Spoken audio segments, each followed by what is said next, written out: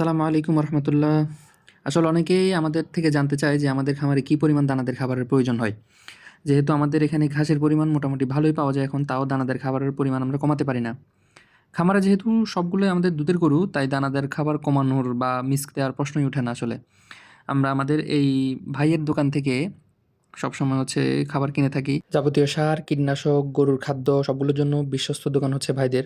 একদম ফ্রেশ পাওয়া যায় সবকিছু এবং ওজনও একদম বরাবর ঠিক থাকে। ওজনে কখনো কম পেয়েছি বলে আমার মনে হয় না। এবার বলি আমাদের এই কী পরিমাণ খাদ্যর প্রয়োজন হয় আমাদের ফার্মে বা কত টাকার খাদ্যের প্রয়োজন হয়।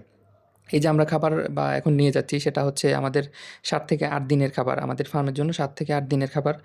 আ আমরা আমাদের মতো করে একটা রেশিও তৈরি করেছি যে কোন দানাদার খাবার কতটুকু পরিমাণ রাখলে আমাদের গরুর পর্যাপ্ত পরিমাণ দুধ বা শরীর ঠিক থাকবে সেটা এস করবে আমাদের একটা নির্দিষ্ট একটা রেশিও রয়েছে। এই রেশিওর মধ্যে সবচেয়ে বেশি রাখা হয়েছে আমাদের পাতাভুসিটা। পাতাভুসি হচ্ছে যেহেতু আমাদের সবগুলো গাভী গরু, পাতাভুসিটাই সবচেয়ে বেশি রাখা হয়েছে। প্রায় ৩০ ভাগ থাকে আমাদের পাতাভুসি, তারপর হচ্ছে বাকিগুলো পর্যাপ্ত পরিমাণে থাকে।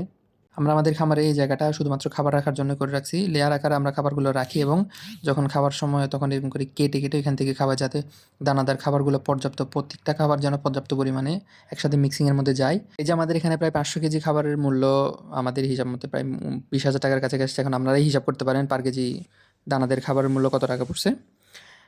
আজকে এই পর্যন্ত। আসসালামু আলাইকুম ওয়া রাহমাতুল্লাহি ওয়া বারাকাতুহু।